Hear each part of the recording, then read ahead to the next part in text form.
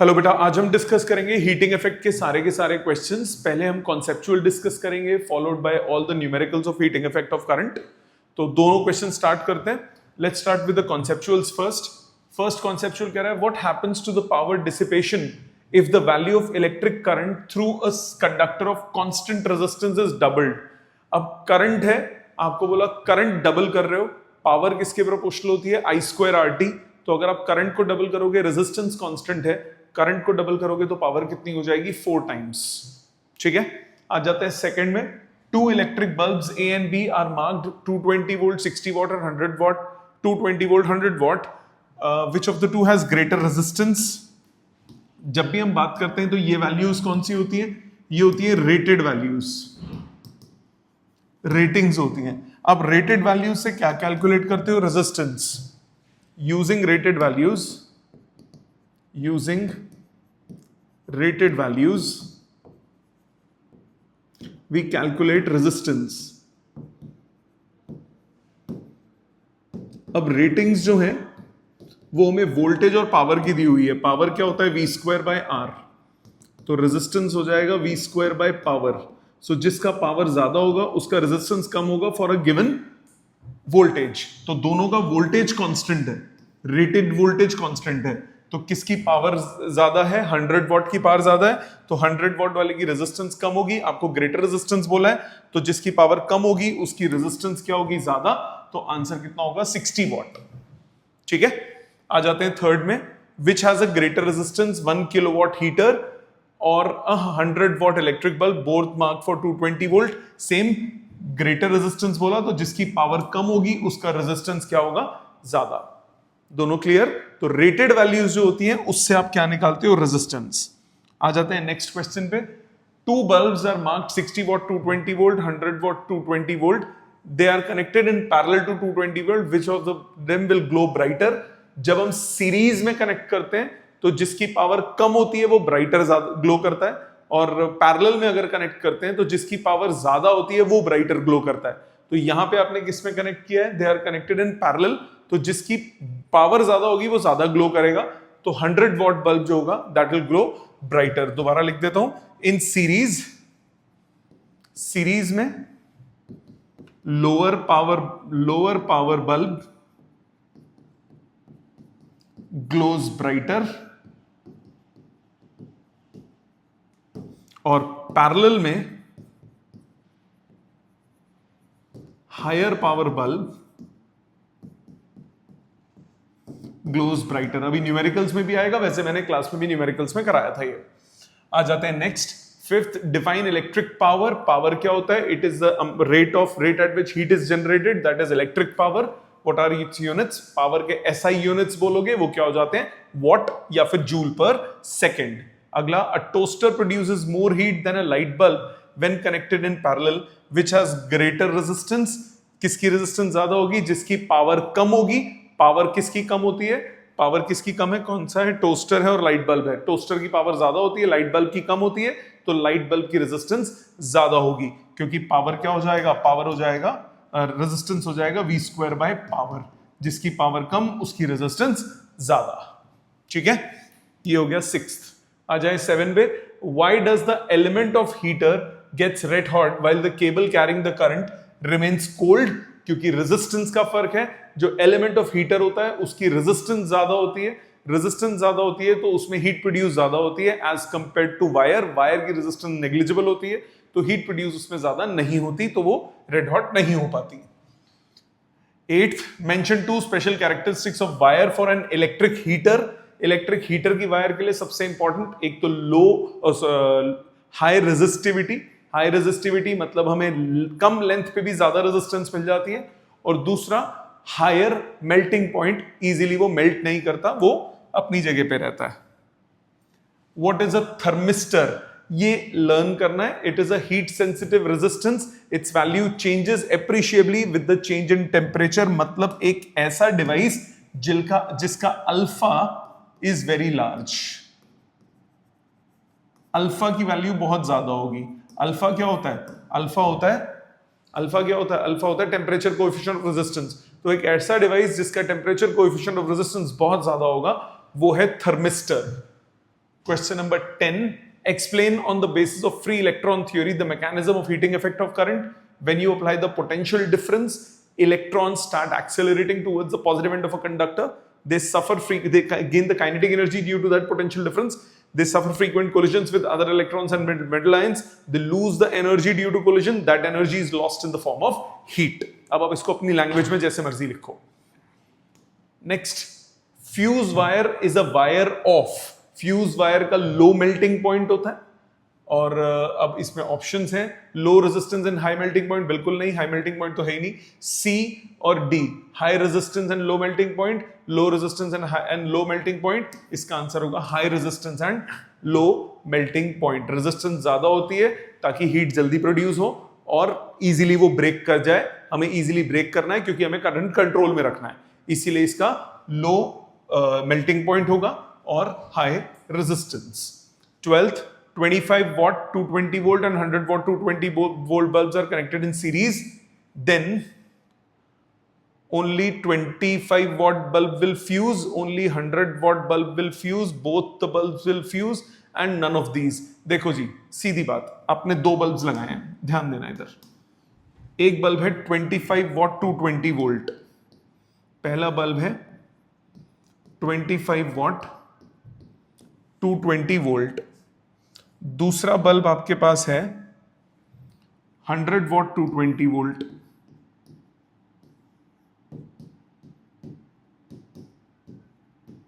ये दो बल्ब्स हैं, ये दो बल्ब्स हैं. Are connected in series across a 440 volt line. 440 volt का आपने वोल्टेज अप्लाई किया है, 440 वोल्ट. अब दोनों के दोनों मैक्सिमम वोल्टेज कितनी हैंडल कर सकते हैं? 220 वोल्ट हैंडल कर सकते हैं. तो सबसे पहले आप क्या करो, इनका रेजिस्टेंस निकाल लो. इनका रेजिस्टेंस, ये बल्ब B1 बोल दिया, ये बल्ब B2 बोल दिया. दोनों का रेजिस्टेंस निकालो. पहले वाले का रेजिस्टेंस हो गया V² बाय पावर. दूसरे वाले का रेजिस्टेंस हो गया V² बाय पावर. ये दोनों का रेजिस्टेंस हो गया. अब करंट निकालो सर्किट का. करंट के लिए आपको करंट क्या होगा? Applied voltage that is 440 divided by resistance 220 का स्क्वायर कॉमन 1/25 प्लस 1/100. एलसीएम ले लिया. एक 220 इससे कट के 2 बचा. 2/220 इंटू 25, एलसीएम लेंगे 100. ये आ गया 4 + 1 5. ये आ गया 20. आ गया 2/11 एम्पियर. 2/11 एम्पियर करंट एक्चुअल में होगा. अब देखो कि दोनों का रेटेड करंट कितना है. इस बल्ब का रेटेड करंट, रेटेड करंट मतलब मैक्सिमम करंट ये कितना हैंडल कर सकता है. पावर करंट क्या होता है? Power by voltage. 25/220. इसका रेटेड करंट कितना है? 100/220. 2/11 का मतलब क्या हुआ? 2/11 का मतलब क्या हुआ? इसको 20 से मल्टीप्लाई करो, 40/220. ये एक्चुअल करंट है. ये हैंडल कर लेगा, ये हैंडल नहीं कर पाएगा. Rated current of first is less. Rated current of first B1 is less, therefore it will fuse. And rated current of second is more, B2 is more, therefore it will not fuse. First bulb fuse होगा, मतलब 25 what वाला fuse हो जाएगा और दूसरा fuse नहीं होगा क्योंकि इसका रेटेड मतलब मैक्सिमम करंट ये जितना हैंडल कर सकता है वो ज्यादा है. क्या ये क्लियर है बात? समझ में आया? आ जाते हैं नेक्स्ट क्वेश्चन पे. Question number 13. क्वेश्चन 13 कह रहा है 2 electric bulbs, one of 220 volt 40 watt and 220 volt 100 watt are connected in a domestic circuit. Then domestic circuit में कनेक्ट कर दिया, then they have equal resistance. बिल्कुल नहीं, रेजिस्टेंस उस पर डिपेंड नहीं करती कि अपने कनेक्शन कैसा गया है, रेजिस्टेंस रेटिंग्स पे डिपेंड करती है। जिसकी पावर कम होगी उसकी रेजिस्टेंस ज्यादा होगी, जिसकी पावर कम होगी उसकी रेजिस्टेंस कम होगी, जिसकी पावर कम होगी उसकी रेजिस्टेंस ज्यादा होगी, जिसकी पावर ज्यादा होगी उसकी रेजिस्टेंस कम होगी। B part, the resistance of 40 watt bulb is more than 100, बिल्कुल सही। 40 वॉट की रेजिस्टेंस ज्यादा होगी, 100 वॉट की रेजिस्टेंस कम होगी, क्योंकि रेजिस्टेंस सिर्फ और सिर्फ किस पे डिपेंड करती है, रेटिंग्स पे। क्योंकि रेजिस्टेंस चेंज नहीं होगी, आप अप्लाइड वोल्टेज चेंज करोगे करंट चेंज हो जाएगा, बट रेटिंग्स चेंज नहीं होगी, करंट चेंज नहीं होगा। ठीक है, आ जाए next. Next is question number 14. Heat produced per second in a resistance R is H is equal to I square R and H is equal to V square by R. According to the relation first, H increases when R is increased and according to second, H decreases when R increases. Resolve this dilemma. क्या dilemma है? इसमें तब होगा जब I is constant. ये कब होगा? When R is increased. ये कब होगा? When I is constant. मतलब सीरीज का होगा। और सेकंड वाले में इनवर्स प्रोपोर्शन कब होगा? जब वोल्टेज इज कांस्टेंट। इसमें कब होगा? जब वोल्टेज कांस्टेंट होगा। सो कौन सा एक्सप्रेशन आप यूज करते हो, दैट डिपेंड्स कि कौन कांस्टेंट है। अगर करंट कांस्टेंट है तो आप क्या यूज करोगे? I square R. अगर वोल्टेज कांस्टेंट है तो आप क्या यूज करोगे? V square by R. आ जाते हैं next. Electric energy is transported at high voltage and low current. Why high voltage और लो करंट पे आप ट्रांसमिट करते हो? क्योंकि जो हीट लॉस होता है वो डिपेंड करता है करंट पे, क्योंकि ट्रांसपोर्ट हो रहा है, करंट कांस्टेंट रहेगा तो आई स्क्वायर आर यूज होगा। तो हीट लॉस जो है, heat loss depends on current.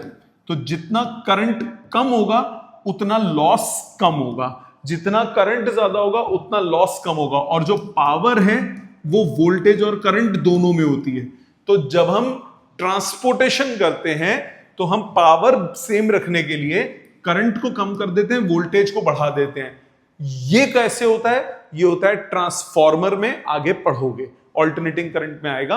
Power हमें कुछ ट्रांसफॉर्म करनी है, पावर हमें ट्रांसमिट करनी है, तो हम क्या करेंगे?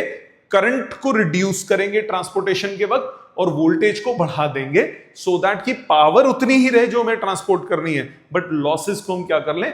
मिनिमाइज कर लें। ठीक है, आ जाते हैं एक क्वेश्चन नंबर 16 पे।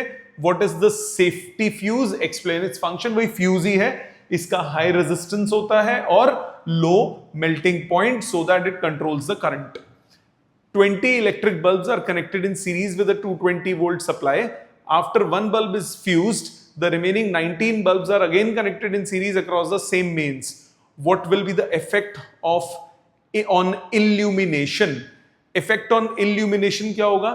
19 bulbs जो हैं उनकी resistance जो है वो कम हो जाएगी। 19 bulbs जो हैं उनकी resistance कम होगी as compared to 20 bulbs. आपने वोल्टेज सेम लगाई, वोल्टेज सेम लगाई तो पावर क्या होता है? वी स्क्वायर बाय आर, क्योंकि आपने सीरीज में कनेक्ट किया। पावर होता है V square by R.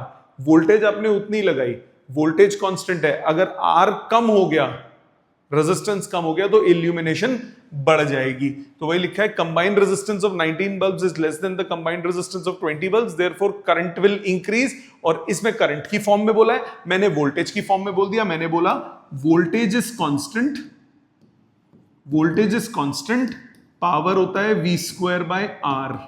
V is constant, तो आर अगर हमारा कम हो गया तो पावर बढ़ जाएगी। आप इस फॉर्मेट में भी बोल सकते हो। आ जाते हैं नेक्स्ट पे। In an electric kettle water boils in 20 minutes after the kettle is switched on.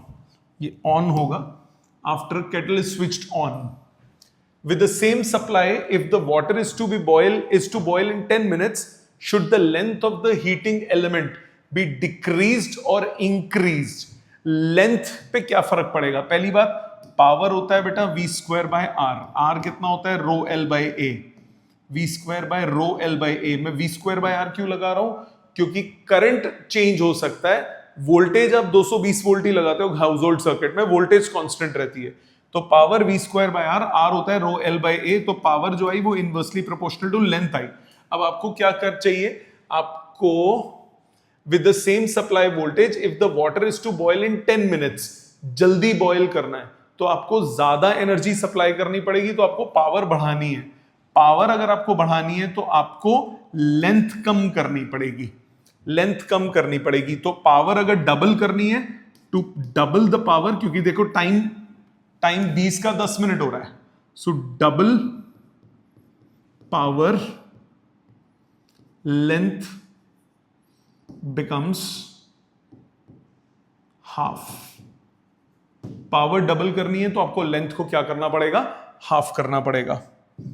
Next, 21 electric bulbs are connected in series with the mains of 220 volt supply.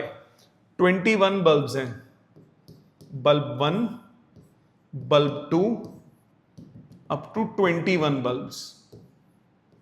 आप 220 वोल्ट की सप्लाई लगाते हो, 220 वोल्ट की supply लगाई, 21 bulbs हैं, 21 bulb हैं, ठीक है।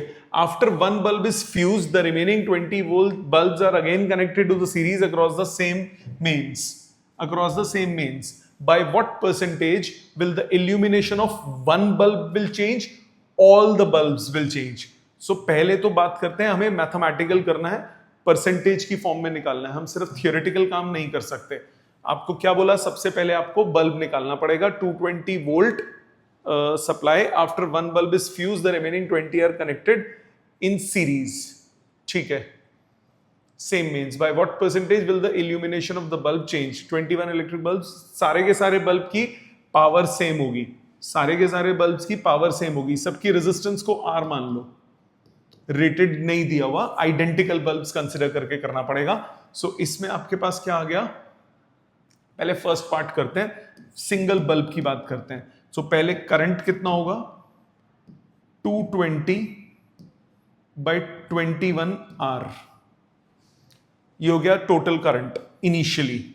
मतलब इल्यूमिनेशन मतलब हीट आउटपुट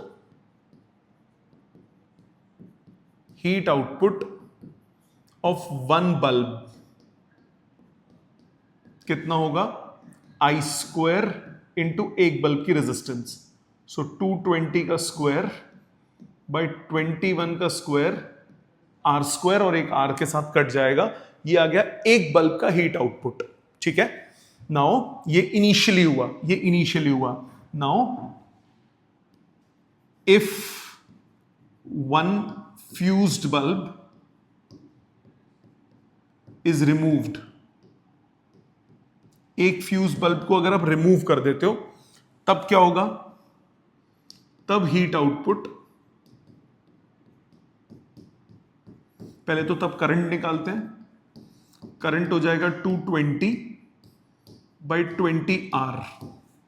पहले 21 था, इसको मैंने H1 बोल दिया, इसको मैं H2 बोलता हूं। H2 मतलब heat output of one bulb, वो कितना होगा, I square R।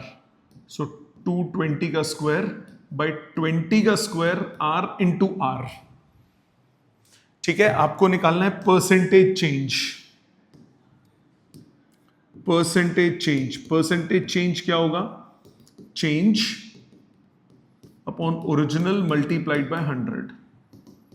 So H2 by H1 minus 1 into 100, H2 by H1 220 का square by 20 square R, 220 square by 21 square R, 220 का स्क्वायर कट गया, क्या बचा, दिस अपॉन दिस है, तो 21 का स्क्वायर बाय 20 का स्क्वायर माइनस 1 इंटू 100, ए स्क्वायर माइनस एलसीएम लेके ए स्क्वायर माइनस बी स्क्वायर लगाओ, ए माइनस बी 1 हो गया, ए प्लस बी 41 हो गया, 41 अपॉन 20 का स्क्वायर इंटू 100, ये हुआ 5 और 5 4 से 20, ये आ गया 10.25%। सो एक बल्ब की इंक्रीज होगी, therefore illumination of one bulb increases by 10.25%। एक बल्ब की इल्यूमिनेशन इतनी बढ़ेगी, ये हो गया फर्स्ट पार्ट। अब आ जाते हैं सेकंड पार्ट पे, टोटल बोला। सेकंड पार्ट में मैं टोटल इल्यूमिनेशन बोला। अब मैंने P1 बोल देता हूं, total illumination of 21 bulbs. Total illumination क्या होगा? टोटल इल्यूमिनेशन हो जाएगा, इसको एक ही मान लो, 21 आर टोटल रेजिस्टेंस है, सो टोटल इल्यूमिनेशन कितना हो जाएगा? V square by resistance, V square by resistance. अब वी स्क्वायर कितना होगा? 220 का स्क्वायर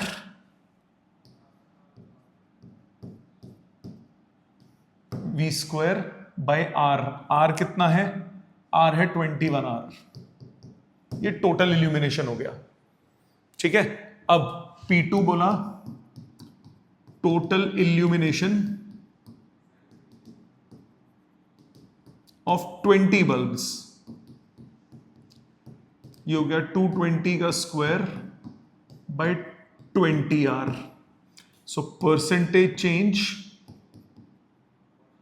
कितना हुआ? P2 minus P1 upon P1 into 100, ये हो गया P2 by P1 minus 1 into 100, P2 by P1, ये आ गया 21 by 20 minus 1 into 100, 1 by 20 into 100, ये आ गया 5%। Therefore increase of 5% in total illumination. समझ में आ गई बात? प्लीज इसको अपने हाथ से तमीज से लिख के सोचिए, कोई दिक्कत हो तो मार्क कीजिए। क्लियर? आ जाते हैं नेक्स्ट क्वेश्चन पे। नेक्स्ट क्वेश्चन है क्वेश्चन नंबर 20। क्वेश्चन 20 क्या कह रहा है? 6 similar bulbs are connected as shown in figure with a DC source of EMF E and 0 internal resistance. The ratio of the power consumption by the bulb when all are glowing and in the situation when 2 from section A and 1 from section B are glowing. तो पहले first पे आ जाते हैं। First situation में when all are glowing, all are glowing, तो ये कितना हो गया? 3 पैरेलल में, ये 3 पैरेलल में, फिर सीरीज में। सो R by 3 and R by 3। First section में R इफेक्टिव कितना हो गया? 2R by 3, ठीक है। तो पावर कितना हो गया? 220 का या E का square divided bye 2R by 3। Second part में आपको क्या बोला? When 2 from section A and 1 from section B are glowing, 2 from section A तो इधर रेजिस्टेंस हो गई R by 2 and 1 from section B इधर रेजिस्टेंस हो गई R, तो R इफेक्टिव कितना हुआ? 3R by 2। अब P2 कितना हो गया? E square by 3R by 2। तो आपको रेशियो निकालना है P1 by P2, यह आ गया 3E square by 2R divided by 2E square by 3R। Answer आ गया 9:4। तो ऑप्शन हो गया बी ऑप्शन, विच इज 9:4। क्या ये क्लियर है सबको? समझ में आ गया? आ जाते हैं न्यूमेरिकल सेक्शन पे। न्यूमेरिकल्स में फर्स्ट आपके सामने है। सो इस क्वेश्चन में क्या करेंगे? पहला क्वेश्चन है, ये कह रहा है charge flowing through a resistor R varies with time as Q is equal to AT minus BT square. थोड़ा डिफरेंट क्वेश्चन, इस टाइप का किया नहीं। चार्ज आपको दिया हुआ है, ध्यान देना, चार्ज का एक्सप्रेशन दिया हुआ है AT minus BT square, minus है प्लस है, AT minus BT square, where A and B are positive constants, total heat produced. अब हीट निकालना है और हमें चार्ज का एक्सप्रेशन दिया हुआ है। अभी तक आप हीट से चार्ज से हीट कैसे निकालोगे? हीट के लिए आपको करंट चाहिए। ये जो यहां से जो करंट निकलेगा वो dq by dt करके निकाल लो। क्या dq by dt करके निकालोगे? वेरिएबल है। चार्ज अगर कांस्टेंट होता तो चार्ज अपॉन टाइम करते, मेरे पास आ जाता current, average current. But charge जो है वो टाइम डिपेंडेंट है और करंट निकालते हैं। करंट जो होगा वो निकालते हैं विद डिफरेंशिएशन से। आई कितना होगा? dq by dt, ये हो जाएगा a माइनस 2bt, ये हो जाएगा a माइनस 2bt, आएगा कि नहीं? करंट हो जाएगा a माइनस 2bt। अब आपको क्या चाहिए? Total heat produced. Total heat के लिए हीट होता है I square RT, I square RT, ठीक। वो यहां लगेगा नहीं क्योंकि I भी कांस्टेंट नहीं है, I भी वेरी कर रहा है। तो यहां पे क्या लगाओगे? जब वेरिएबल चीजें होती हैं अगर इन केस ऑफ वेरिएशंस, आप कौन कौन से एक्सप्रेशन यूज करते हो? आप यूज करते हो I is equal to D Q by D T, जो कि मैंने पहले भी बताया था इस चैप्टर के स्टार्टिंग में, या फिर चार्ज हो जाता है integration of I D T. Heat के लिए क्या यूज करते हो? स्मॉल इंटरवल ऑफ टाइम के लिए बात करते हो, D H is equal to I square R D T. जब वेरिएशन होता है तब आप टोटल टाइम के लिए काम नहीं करोगे, तब आप स्मॉल इंटरवल में काम करोगे। तो हीट के लिए आप यूज करोगे D H is equal to I square R D T, और टोटल हीट हो जाएगा integration I square R D T, integration of I square R D T. ठीक है, समझ में आ गया? अब प्रॉब्लम इस क्वेश्चन में एक और है, टाइम की लिमिट्स नहीं है, क्योंकि इंटीग्रेट करेंगे तो लिमिट्स चाहिए, टाइम की लिमिट्स नहीं है। टाइम की लिमिट्स निकालो। कैसे? क्वेश्चन पढ़ो ध्यान से। Charge flowing through resistor R varies with time as इतना, ये चार्ज का एक्सप्रेशन है, where A and B are positive constants, total heat produced, total heat produced, total heat produce मतलब, जब टोटल हीट प्रोड्यूस मतलब कब तक? 0 टू कौन सा टाइम? एंड मतलब कितना एंड? एंड मतलब क्या? जब करंट क्या हो जाए? 0। करंट जब 0 हो जाएगा तो उसके बाद हीट प्रोड्यूस नहीं होगी। करंट जब 0 हो जाएगा तो उसके बाद हीट प्रोड्यूस नहीं होगी। तो करंट 0 कब होगा? I is 0 if a minus 2 bt कितना हो जाए? 0। तो टाइम कितना हो जाएगा? a upon 2b। तो इस टाइम पे करंट की वैल्यू क्या हो जाएगी? 0। तो अब आप इंटीग्रेट करोगे, हीट प्रोड्यूस के लिए निकालोगे, dH is equal to I square R D T, integration limit 0 से लेकर a अपॉन 2b तक। वैल्यू डालो, आई स्क्वायर मतलब a माइनस 2bt का whole square, 0 to a upon 2b, a minus 2bt का whole square into R D T. Integrate करो, r is a constant बाहर आ गया, x टू पावर n का integration, x to the power n+1 upon n+1। Differentiation में chain rule लगता है, derivative से मल्टीप्लाई करते हो। इंटीग्रेशन में चेन रूल लगता है, जिसको t लेते हो उसके डेरिवेटिव से डिवाइड करते हो। डिवाइड करो किससे? इसके डेरिवेटिव से, -2b से डिवाइड। लिमिट लगाओ 0 टू a अपॉन 2b। बाहर लो, r upon -6b। Limit put करो, a minus upper limit 2b into a upon 2b का cube minus lower limit a minus 0 का क्यूब। कितना आया? r, ये टर्म 2b कट गया, a 0 minus a cube upon 6b। तो answer आ गया -6b, माइनस माइनस कट गया, r a cube upon 6b, r a cube upon 6b, A option. ठीक है, जेई में आया हुआ क्वेश्चन है। क्या करोगे? दोबारा समझो ध्यान से, अप्रोच समझो। देखो सीबीएसई और जेई में ज्यादा फर्क नहीं है। फर्क वो क्या करेगा, यहां पे आपको लिमिट ढूंढनी पड़ रही है। सीबीएसई में आएगा, लिमिट दी होगी। अप्रोच पता होनी चाहिए कि आपको सोचना कैसे है। जब भी करंट या चार्ज वेरी करेगा तो आप H is equal to I square R T नहीं लगा सकते, क्योंकि I कांस्टेंट नहीं है, I वेरी कर रहा है। अगर I वेरी कर रहा है तो आप स्मॉल इंटरवल में बात करोगे और फिर उसे इंटीग्रेट करोगे। राइट? समझ में आई बात? तो जब भी आपके पास वेरिएशन होगी तो आप DH small heat is equal to I square R D T use करोगे। चार्ज करंट के लिए I is equal to D Q by D T use करोगे। जब भी वेरिएशन होगी, कांस्टेंट होता I square R T Q by T use करो। Variation में इंटीग्रेशन डिफरेंशिएशन यूज होगा। इसमें मैंने कैसे अप्रोच लगाई, इंटीग्रेशन की लिमिट्स कैसे निकाली? हमें बोला टोटल हीट प्रोड्यूस निकालो। टोटल हीट प्रोड्यूस बोला, ये तो नहीं बोला कब से कब तक, तो मुझे यहां पे वो भी सोचना पड़ा। हीट कब तक प्रोड्यूस होगी? जब तक करंट होगा।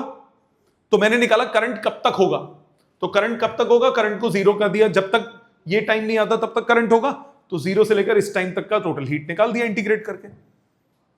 समझ में आई बात? Approach clear? श्योर? अभी लिखने का टाइम दूंगा। आगे देखो क्वेश्चन नंबर 2। सेकंड क्वेश्चन क्या कह रहा है? सेकंड क्वेश्चन कह रहा है two cities are 150 kilometre apart. ये है सिटी ए, ये है सिटी बी, दोनों के बीच में गैप है 150 किलोमीटर का।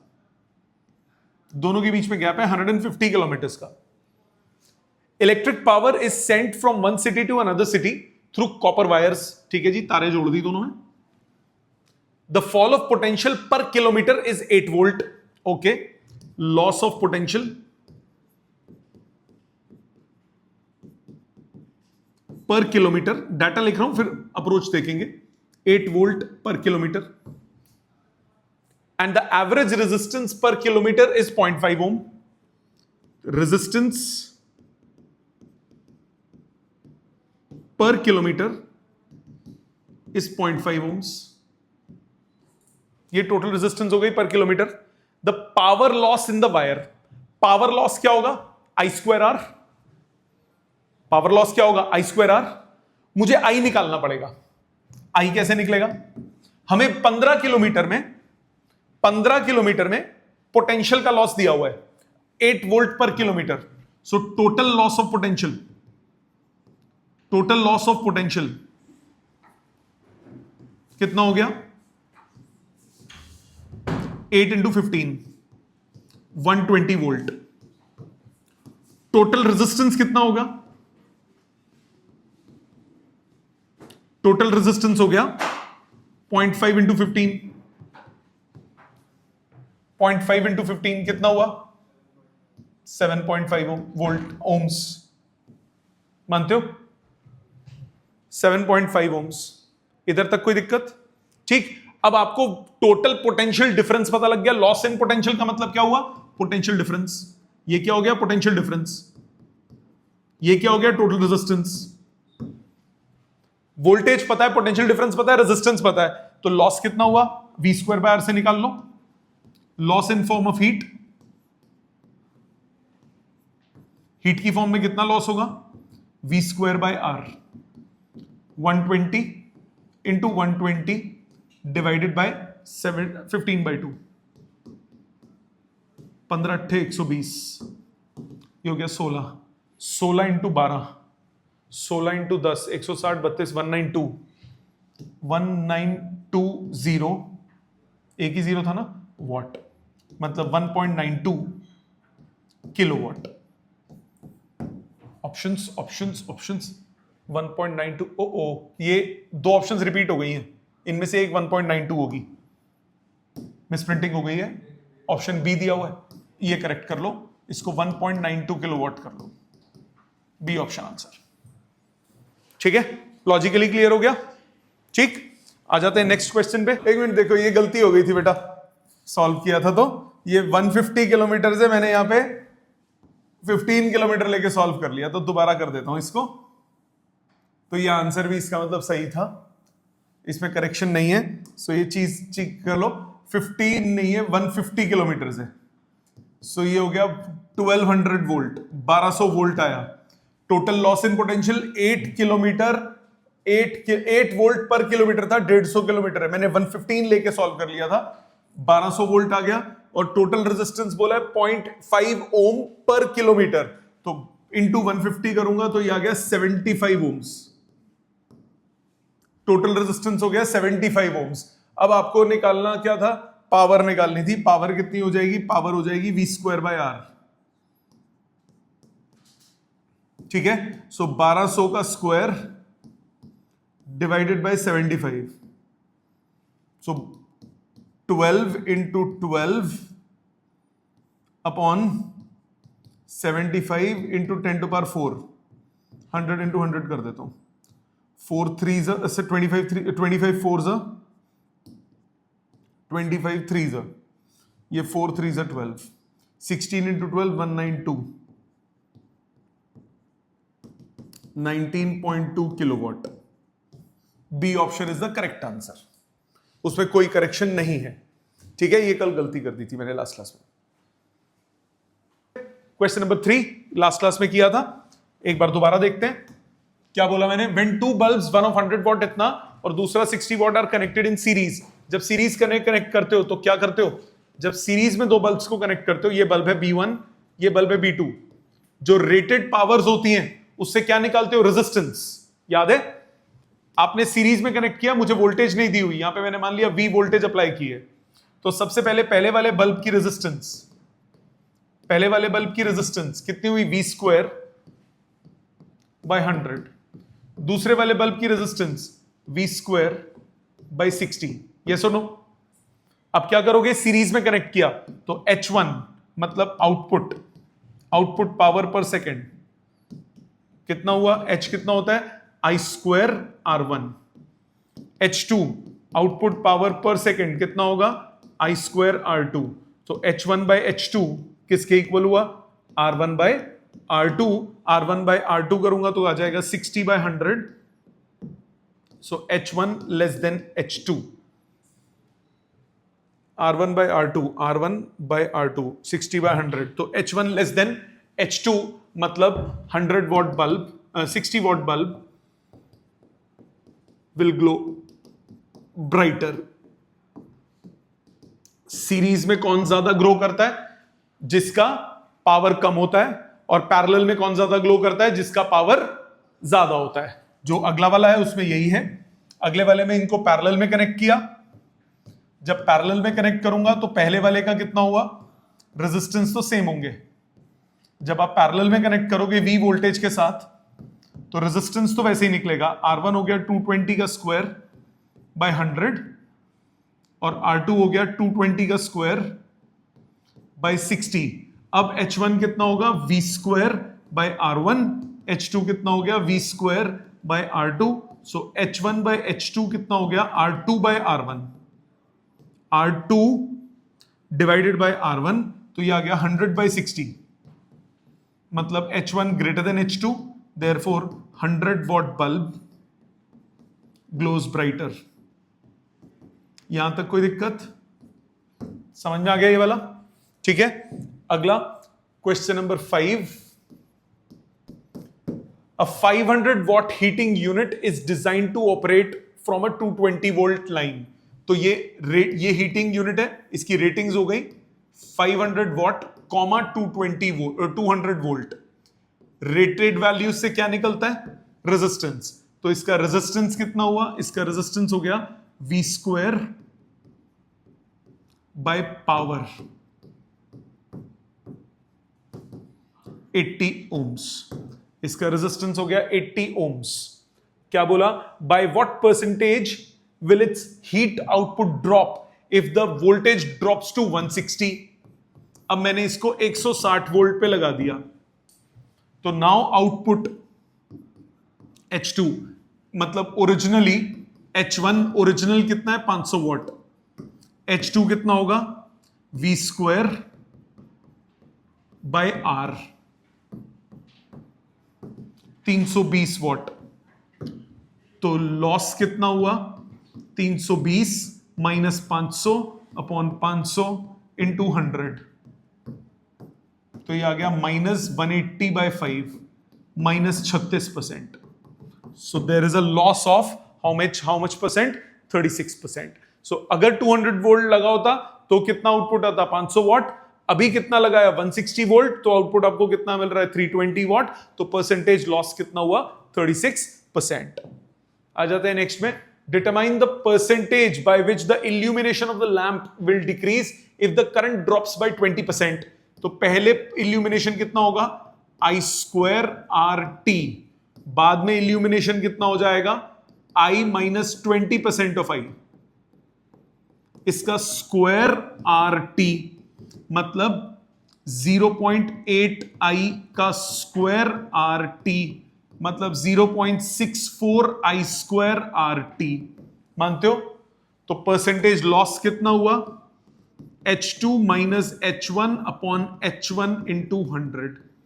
ये हुआ H2 by H1 -1 into 100, 0.64 -1 into 100 -0.36 into 100 इसका आंसर भी क्या हुआ 36%. There is a loss of how much percentage 36%. ठीक है, यहां तक कोई दिक्कत नहीं. आ जाते हैं नेक्स्ट पे, क्वेश्चन नंबर 7 पे. इस टाइप का इस बार एक्सपेक्टेड है बोर्ड में. A heater is design to operate with the power of 1000 watt. एक हीटर है, सर्किट बना लेते हैं. ये 10 ओम का रेजिस्टर दिया हुआ है, साथ में एक हीटर है और इसके साथ पैरेलल में एक अपने रेजिस्टेंस लगा दिया और यहां पे लगा दिया 100 वॉट 100 वोल्ट. ये है हीटर. ये तो डायग्राम था. अब डाटा देखते हैं क्या दिया हुआ है. Heater is design to operate with a power of 1000 watt. एक हीटर है, वो 1000 वॉट की पावर से ऑपरेट हो सकता है इन 100 वोल्ट लाइन. मतलब इसका जो रेजिस्टेंस होगा वो हो जाएगा V स्क्वायर बाय पावर, मतलब 10 ओम्स. इसका रेजिस्टेंस कितना हो गया 10 ओम्स. ये रेटिंग्स दिया हुआ है. It is connected in combination with resistance of 10 ohms and a resistance R to 100 volt mains. Total 100 volt है, तो पूरा का पूरा 100 इसके पास थोड़ी ना होगा. सीरीज में तो वोल्टेज डिवाइड होता है. Okay, as shown in figure. What should be the value of R? R की वैल्यू निकालना है so that heater operates with a power of 62.5. मतलब हीटर के पास 62.5 वॉटेज होना चाहिए. मतलब पावर आउटपुट ऑफ हीटर वो कितना होना चाहिए 62.5 वॉट. मतलब वोल्टेज अक्रॉस हीटर वो कितना होगा. पावर होता है V स्क्वायर बाय R. तो V हो गया रूट RP. यस और नो? पावर होता है V स्क्वायर बाय R, तो वोल्टेज कितना हो गया रूट RP, या V स्क्वायर कितना हो गया RP, तो V हो गया रूट RP. रूट 10 इंटू 62.5, यानी इसके अक्रॉस वोल्टेज हो गई 25 वोल्ट. 25 वोल्ट हीटर के अक्रॉस वोल्टेज चाहिए आपको. यही मतलब हुआ. 25 वोल्ट हीटर के क्रॉस वोल्टेज चाहिए. और करंट हीटर से कितना चाहिए? करंट थ्रू हीटर के थ्रू करंट कितना चाहिए? Power is equal to voltage into current. तो करंट हो गया हीटर से voltage upon power. Power by voltage. Power कितना है 62.5, वोल्टेज कितना है 25, 25 25 625 2.5 एम्पियर. यहां तक समझ में आता है? अभी तक तो ये बात समझ में आई. अब उसने क्या बोला? ओके, आपको टोटल निकालना है. अब सीरीज में वोल्टेज डिवाइड होती है. सीरीज में वोल्टेज डिवाइड होती है. 100 वोल्ट यहां पे, 25 यहां पे, तो यहां कितनी होगी 75. देयरफॉर वोल्टेज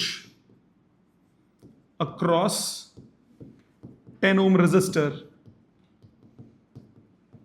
वो हो जाएगी 100 minus 25, that is 75 volt. So current through 10 ohm resistor, current कितना हो जाएगा? I is equal to V by R, यानी कि 7.5 एम्पियर. अब एक बात सुनो, 7.5 एम्पियर यहां था, 7.5 एम्पियर यहां था, 7.5 एम्पियर यहां था, 2.5 एम्पियर यहां गया, तो यहां नीचे कितना जाएगा? 5 ampere. Therefore current through R resistor वो हो जाएगा 7.5 minus 2.5, that is 5 ampere. 5 ampere and voltage कितना है? 25 वोल्ट. सो R कितना हो गया?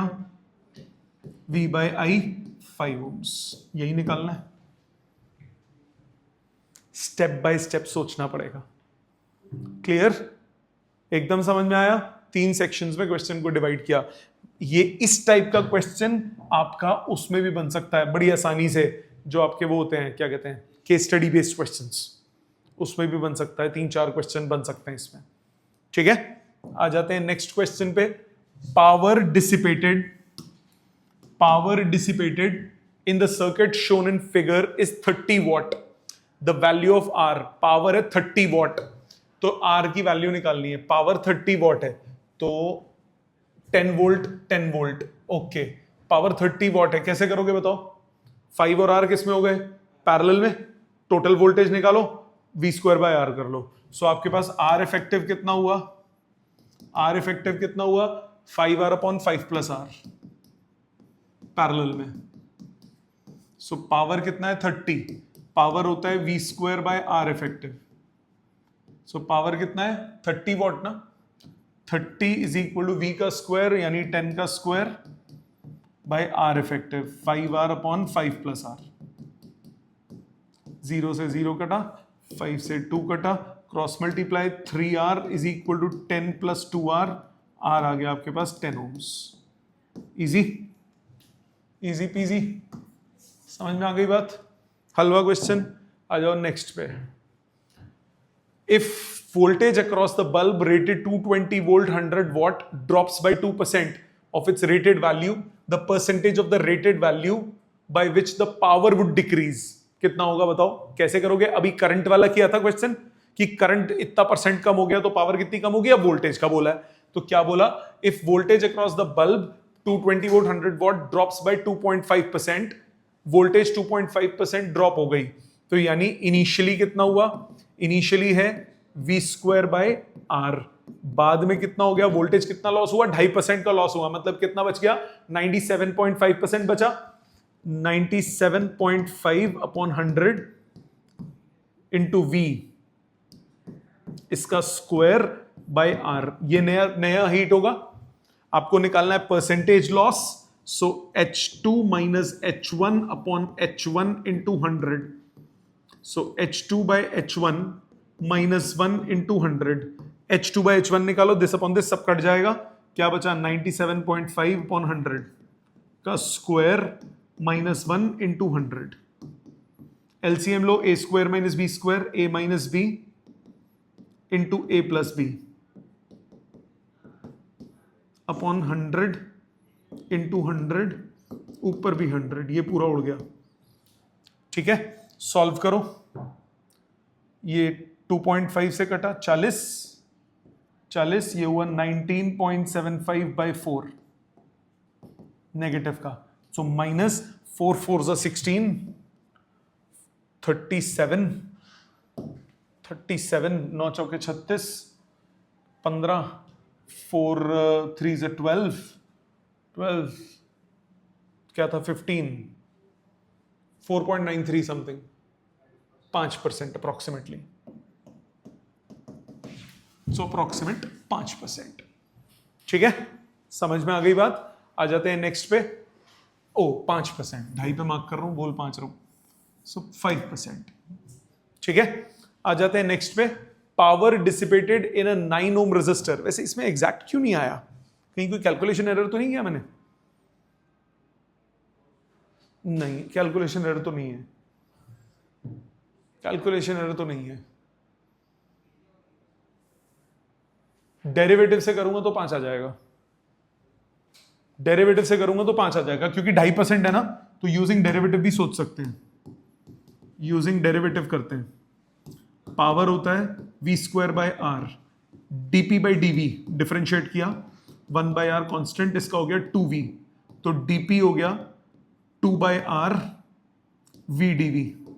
डिवाइड कर दो, डीपी बाई पी कितना हो गया? 2v dv by R divided by V square by R. V cut गया, आ गया आर कट गया। dp by P is 2 dv by V. तो dv बाई वी कितना हुआ? हमें dp बाई पी निकालना है। 100 से मल्टीप्लाई करो, 100 से मल्टीप्लाई करो, ये कितना हुआ? 2 इंटू 2.5, आंसर आ गया 5%। कम परसेंटेज चेंज है ना, तो आप इससे भी कर सकते हो। 10%, 20%, 30% होता फिर ये एप्लीकेबल नहीं था, फिर आपको यही मेथड लगाना पड़ता। 2-2.5% हो मैक्सिमम, वैसे हम 2 तक बोलते हैं, 2-1% हो तो आप ऐसे कर सकते हो। देखो एरर आ रहा है ना, ये एग्जैक्ट है, वो एक्यूरेट नहीं है। जी बेटे, क्यों रेजिस्टेंस क्यों निकालेगी? लंबा नहीं हो जाएगा? तू बता। नहीं आएगी, नहीं आएगी 5 एग्जैक्ट। मैं अभी चेक कर लेता हूं तेरा, तूने किया है उससे 5 एग्जैक्ट आ रहा है तेरा? I'll check it। ये समझ में आ गए? मैं अभी चेक कर लेता हूं आपका। क्वेश्चन 10 पे आ जाओ।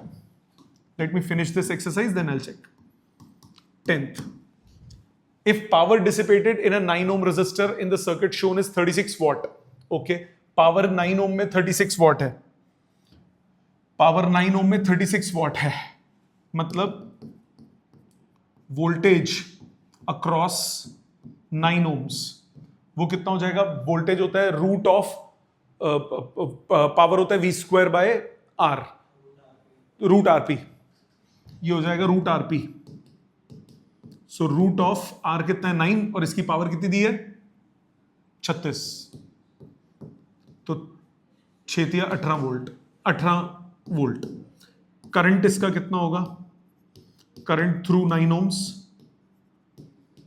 करंट हो गया वोल्टेज 18 और 9 वो, तो 2 एम्पियर। ये दो बात समझ में आती है? पहली लाइन पढ़ी है मैंने, अभी कुछ नहीं पढ़ा क्वेश्चन।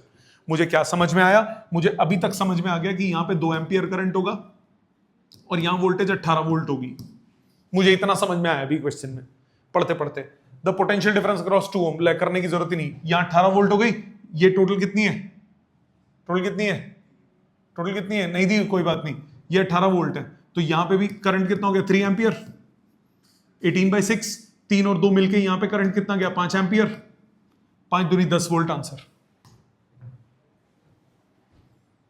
अगर मुझे दी होती तो मैं सीधा सब्ट्रैक्ट कर देता, पर नहीं दी हुई तो थोड़ा सा चेंज किया। मैंने क्या बोला? मैंने बोला करंट थ्रू 6 ohms, वो कितना हुआ? 18/6 यानी 3 एम्पियर। देयरफॉर टोटल करंट हो गया 5 एम्पियर। करंट 5 एम्पियर है, रेजिस्टेंस 2 ohm है, voltage across 2 ohms, voltage across 2 ohms वो कितना हो गया? IR 5 × 2, आंसर आ गया 10 वोल्ट। खत्म। ठीक है, गॉट इट? समझ में आया? आंसर आ गया सी ऑप्शन। अगले पे आते हैं। Total power dissipated in what's in the circuit, series parallel बनाओ, आर इफेक्टिव निकालो। आर इफेक्टिव 6 और 3 पैरेलल में कितना हो गया? 2, 6 × 18/9, 2 और वो कितना हो गया? 6। सो आर इफेक्टिव कितना हो गया? 6 ohms। हीट कितना हो गया? I² R, नहीं V²/R। V कितना है? 18/6, 6 × 18, 54 watt, 54 watt. Easy.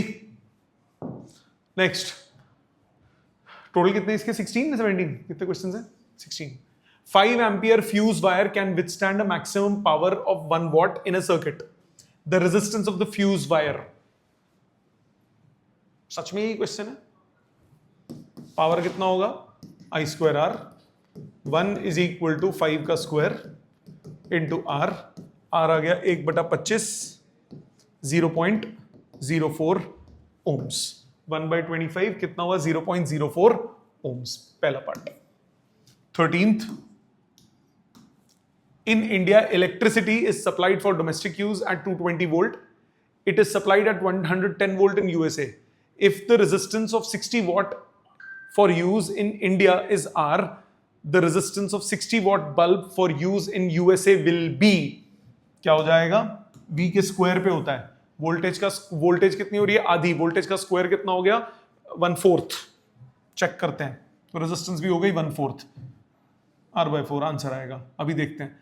In India electricity supplied is इतना, स्टेप्स लिखते हैं। तो पावर पहले इन इंडिया, हिंदुस्तान में R हो जाएगा 220 का स्क्वायर बाय 60। इन USA रेजिस्टेंस कितना हो जाएगा? 110 का स्क्वायर बाय 60। R' कितना हो गया? R' हो गया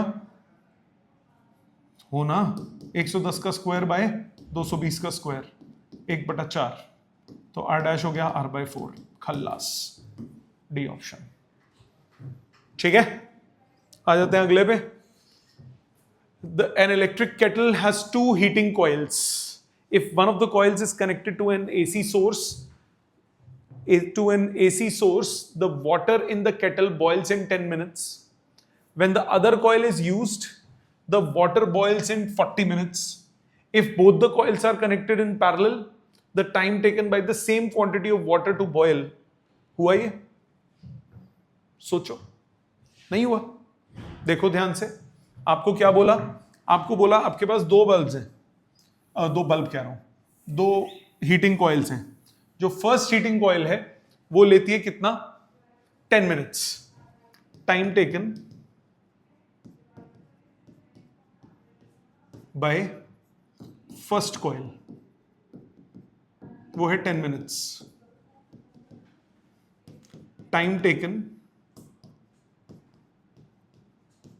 बाय सेकेंड कॉइल कितना दिया हुआ है? कितने गया? 40 मिनट्स।